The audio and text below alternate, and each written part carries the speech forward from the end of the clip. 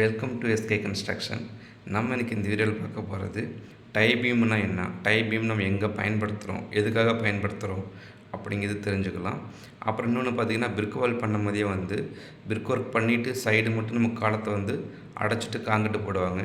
இல்லைன்னா பின்த்த பீம்லேருந்து அப்படியே கண்டினியூஸாக பேஸ்மெண்ட் வரைக்கும் நம்ம காலத்துக்கு காங்கிட்டு போட்டு அதுக்கப்புறம் பிரிக் வால் பண்ணுறது எப்படி அப்படிங்கிறத நம்ம பார்க்கலாம். முக்கியமான தகவலாக இருக்கும். வாங்க நம்ம வீடியோக்குள்ளே பார்க்கலாம்.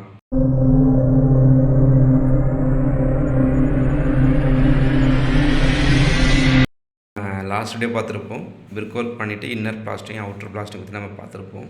ஸோ அதனுடைய எதுக்காக என்ன யூஸு, அதனுடைய பலன்கள் என்னங்கிறத நம்ம பார்த்துருப்போம். ஸோ அப்போ நம்ம இந்த வீடியோவில் பார்க்க போகிறது பார்த்திங்கன்னா tie beam. So tie beam எங்கே எதற்காக பயன்படுத்துகிறோம் அப்படின்னு பார்த்திங்கன்னா, எல்லா ஏரியாவிலும் நம்ம டை பீம் பயன்படுத்த போவதில்லை. ஏன்னு பார்த்திங்கன்னா, நம்ம ரோடு லெவலில் பேஸ் பண்ணி தான் நம்ம பேஸ்மெண்ட் ஹைட்டை முடிவு பண்ணுறோம். அந்த பேஸ்மெண்ட் ஹைட் எந்தளவுக்கு இன்க்ரீஸ் ஆகுது அப்படிங்கிறத பொறுத்து தான் டை பீம் வரும். ஸோ நம்ம ரோடு லெவலில் ஒரு 5 அடி 6 அடிக்கு மேலே போகும்போது அதில் ஒரு பீம் நமக்கு சப்போர்ட்டு தேவைப்படுதும். அதனால தான் நம்ம டை பீம் யூஸ் பண்ணுறோம். இல்லை நமக்கு 3 அடியிலே நமக்கு பேஸ்மெண்ட் ஹைட் ஓகேன்னா அந்த இடத்துல நமக்கு டை பீம் தேவையில்லை. டேரெக்டாக நம்ம பிசிசி நம்ம யூஸ் பண்ணிட்டு அதுக்கப்புறம் பேஸ்மெண்ட் பிரிக் வால் நம்ம ஸ்டார்ட் பண்ணிக்கலாம். ஸோ டை பீமை பொறுத்த வரைக்கும் பார்த்திங்கன்னா, அதுவும் நமக்கு பிளிந்த் பீமு அதுக்கப்புறம் tie beam. So secondary beam அது பார்த்திங்கன்னா நமக்கு ஒரு 9 இன்ச்சுக்கு 9 இன்ச்சே போதும். ஸோ திக்னஸ் கம்மியாக இருந்தாலே போதுமானது தான். ஸோ அது டேம்ப்ரூஃப் கோர்ஸ் அப்படின்னு சொல்லுவாங்க. ஏன்னா நம்ம இந்த சப்போர்ட்லாம் என்ன பண்ணோம், பின்னாடி இந்த டைல்ஸ்லாம் கீழே இறங்காமல் இருக்கிறதுக்காக அது நமக்கு பயன்படும். ஸோ அதுக்காக தான் அந்த டை பீம் நம்ம யூஸ் பண்ணுறோம். நீங்கள் என்ன கவனிக்க வேண்டியதுன்னு பார்த்தீங்கன்னா, பிரிக் ஒர்க் பண்ணிகிட்டே சில பேர் காலத்தை சைடு பேஸ்மெண்ட் வரைக்குமே காங்கிரீட் போடுவாங்க.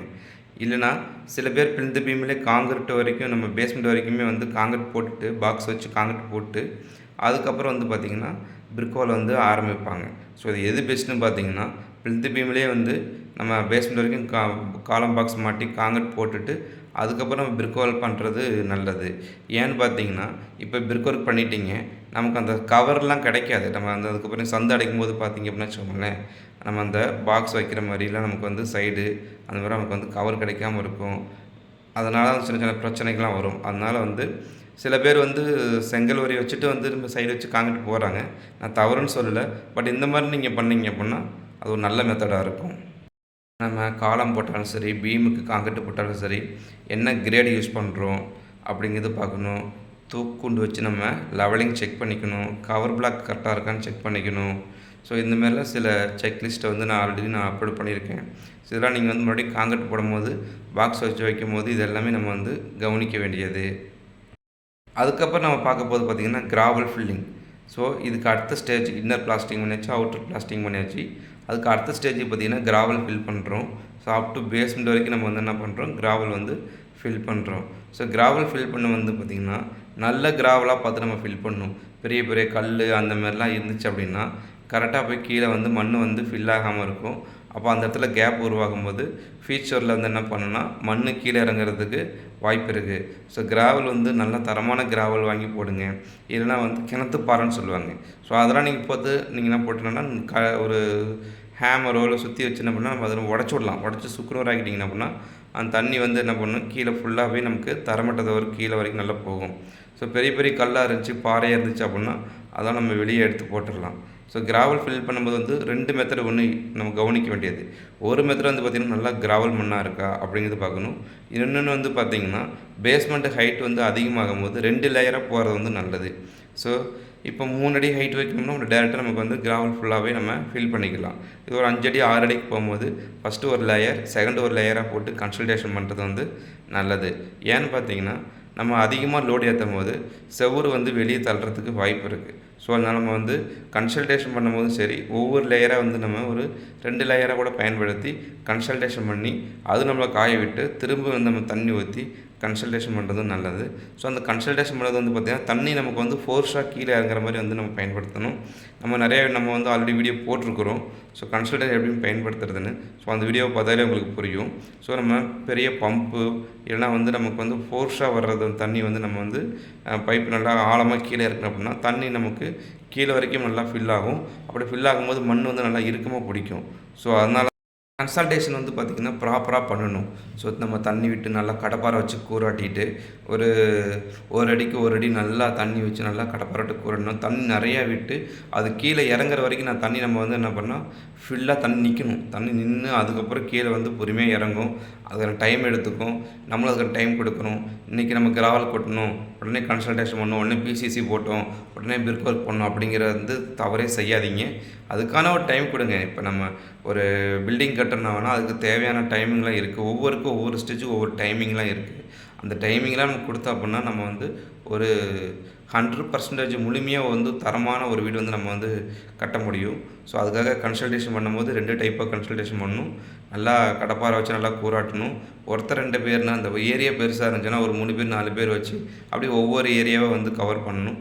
ஸோ அதுக்கப்புறம் ஒரு நாள் காய விட்டு அதுக்கப்புறம் மறுபடியும் செகண்ட் லேயர் போட்டு அதுக்கப்புறம் மறுபடியும் வந்து கூராட்டுறது நல்லது. ஸோ கன்சல்டேஷன் வந்து வெரி இம்பார்ட்டன்ஸ். கன்சல்டேஷன் நீங்கள் ப்ராப்பராக பண்ணாமல் இருந்தீங்கன்னா நாளைக்கு மண் கீழே இறங்கும். மண் கீழே இறங்கினா நாளைக்கு டைல்ஸுடைய பேஸ்மெண்ட்டு டைல்ஸ் வந்து கீழே இறங்குறதுக்கு வாய்ப்பு இருக்குது. ஸோ அதெல்லாம் நம்ம வந்து கவனிக்க வேண்டியது. அதுக்கப்புறம் நம்ம பார்க்க போது பார்த்திங்கன்னா பேஸ்மெண்ட் வந்து பிசிசி போகிறதா ஆர்சிசி போகிறதான்ட்டு. ஸோ பிசிசி போகிறது வந்து பார்த்திங்கன்னா நம்ம வந்து மெட்டல் 40 mm ஜல்லி போட்டு நம்ம வந்து மெட்டல் வந்து நம்ம வந்து யூஸ் பண்ணுவோம். ஸோ ஆர்சிசி அப்படிங்கிறது ஒரு மேட்டு மாதிரி ரெடி பண்ணி நம்ம ரூஃபுக்கு எப்படி மேட்டு ரெடி பண்ணுறோமோ அதேமாரி வந்து இதுக்கு மேட்டு மாதிரி ரெடி பண்ணி ஒரு 3 இன்ச்சு திக்னஸில் இல்லை 4 இன்ச்சு திக்னஸில் காங்கிரீட் வந்து ப்ரிப்பேர் பண்ணுறது வந்து ஆர்சிசி. ஸோ இது எது நமக்கு வந்து எங்கே வந்து எது பிசிசி யூஸ் பண்ணலாம், எங்கே வந்து ஆர்சிசி யூஸ் பண்ணலான்னு பார்த்தீங்கன்னா, இப்போ பிசிசி நம்ம சொல்கிற மாதிரி பேஸ்மெண்ட் ஹைட் வந்து ஒரு 3 அடியில் இருக்குது இல்லை 4 அடியில் இருக்குது அப்படின்னா நம்ம வந்து அங்கே பிசிசி யூஸ் பண்ணிக்கலாம். ஒரு 6 அடிக்கு மேலே போகுது அப்படின்னா அந்த இடத்துல வந்து ஒரு மேட்டு வந்து யூஸ் பண்ணிக்கலாம். இல்லை நமக்கு வந்து அங்கே மண் நல்லா இருக்குது, நாளைக்கெலாம் வந்து டைல்ஸ்லாம் கீழே இறங்காது. மெயினாக வந்து நமக்கு வந்து பிசிசியோ ஆர்சிசியோ போகிறதுக்கு ரீசன் வந்து பார்த்திங்கன்னா பேஸ்மெண்ட் வந்து ஸ்ட்ராங் பண்ணிக்கிறது தான். ஸோ நாளைக்கு ஃப்யூச்சரில் வந்து பார்த்திங்கன்னா மண் சாயில் கீழே இறங்கும்போது டைல்ஸோடைய ரூஃப் வந்து கீழே இறங்கும், பாட்டம் வந்து இறங்கும். ஸோ அந்தமாதிரி இறங்காமல் இருக்கிறதுக்காக தான் வந்து ஆர்சிசி போடலாமா பிசிசி போடலாமான்னு வந்து நம்ம பிளான் பண்ணிக்கிறது வந்து நல்லது. நம்ம பிசிசி போகும்போது ஆர்சிசி போகும்போது என்ன பார்த்திங்கன்னா பிசிசியோட ஆர்சிசி வந்து கொஞ்சம் காஸ்ட் வைஸ் வந்து பார்த்திங்கன்னா கொஞ்சம் அதிகமாக இருக்கும். ஒரு 10லேருந்து ஒரு 15% வந்து கொஞ்சம் அதிகமாக நமக்கு வந்து செலவாகும். ஸோ மேக்ஸிமம் வந்து பார்த்திங்கன்னா பிசிசி தான் மேக்ஸிமம் போடுவாங்க. ஒரு சில ஏரியாவில் வந்து பார்த்திங்கன்னா மண் கொஞ்சம் கீழே இறங்குற கண்டிஷனில் இருந்துச்சுன்னா மட்டும்தான் நம்ம வந்து ஆர்சிசி வந்து போடுறதுக்கான காரணம். அதில் நம்ம வந்து ஆர்சிசியில் நம்ம என்ன கவனிக்க வேண்டியதுன்னு பார்த்திங்கன்னா நமக்கு வந்து ஒரு 10 mm போதும், இல்லை 8 mm அந்த 10 mm அந்த மாதிரி நம்ம யூஸ் பண்ணிக்கலாம். ஒரு அடிக்கு ஒரு அடி கூட நம்ம வந்து என்னன்னா ஸ்பேஸ் வச்சு நம்ம வந்து கம்பி கட்டி நம்ம வந்து காங்கிரீட் போடலாம். ஸோ இதுதான் வந்து நம்ம காங்கிரீட் போடும்போது M20 கிரேடு தான் 1:2:3 ரேஷியோ வந்து பயன்படுத்துவோம். இதே பிசிசி போடணும் அப்படின்னு பார்த்திங்கன்னா நம்ம அது பிசிசி போகிறதுக்கு முன்னாடி நம்ம என்ன கவனிக்க வேண்டியது அப்படின்னு நீங்கள் பார்த்தீங்கன்னா, ஃபஸ்ட்டு வந்து கிராவலெலாம் நீங்கள் கொட்டிட்டு கன்சல்டேஷன் பண்ணி நல்லா காய விட்டுட்டீங்க. காய விட்டதுக்கப்புறம் என்ன பண்ணால் எர்த்ராமர் இல்லை வந்து திம்ஸு. ஸோ மேக்ஸிமம் நம்ம வந்து எர்த்ராமர் வச்சு பயன்படுத்துறது வந்து நல்லது. ஏன்னு பார்த்தீங்கன்னா எர்த்ராமர் வந்து ஒரு 5 டன் வெயிட் வந்து கம்ப்ரஸர் வந்து நமக்கு வந்து வைப்ரேட் கொடுக்கறதுனால அது நம்ம யூஸ் பண்ணுறது வந்து மண் நல்லா நமக்கு வந்து காம்பேக்ட் ஆகும். இதே நம்ம திம்ஸ்னால் நமக்கு ஒரு ஆளுக்கு நமக்கு எந்த அளவுக்கு பலம் இருக்கோ அந்தளவுக்கு தான் வந்து திம்ஸு பயன்படுத்துவாங்க. ஸோ அந்தளவுக்கு மண் வந்து காம்பேக்ட் ஆகுமா அப்படிங்கிறது நம்ம சொல்ல முடியாது. இதே ஒரு எர்த்ராமர் மிஷின் அப்படின்னு பார்த்தீங்கன்னா பெட்ரோல் மிஷின் தான். ஒரு 100 ரூபாய்க்கு நம்ம 150 ரூபாய்க்கு பெட்ரோல் வாங்கி ஊற்றினோம் அப்படின்னா ஒரு நாள் ஃபுல்லாகவே நமக்கு வந்து அது நமக்கு கொடுக்கும். ஸோ அதோடய வாடகை வந்து பார்த்திங்கன்னா நம்ம ஆல்ரெடி வீடியோ போட்டிருப்போம். ஒரு நாளைக்கு வந்து 700 வாடகை, அந்தமாரி auto charge up and down. So கிட்டத்தட்ட ஒரு 1500 முடிஞ்சிடும். ஆனால் நமக்கு வந்து லைஃப் வந்து பார்த்திங்கன்னா நல்லா ஒரு நீண்ட காலம் வந்து நமக்குடைய அது ஸ்ட்ரென்த்து நமக்கு கிடைக்கும். ஸோ அது ஒரு கம்ப்ரஷன் வந்து அதோடைய கம்ப்ரஷருடைய வைப்ரேஷன் வந்து நமக்கு முக்கியம். அப்போ அந்தளவுக்கு நல்லா மட்டம் பண்ணிவிட்டு சமம் பண்ணிவிட்டு அதுக்கப்புறம் வந்து பார்த்திங்கன்னா நமக்கு வந்து லெவலிங் வந்து செக் பண்ணணும்.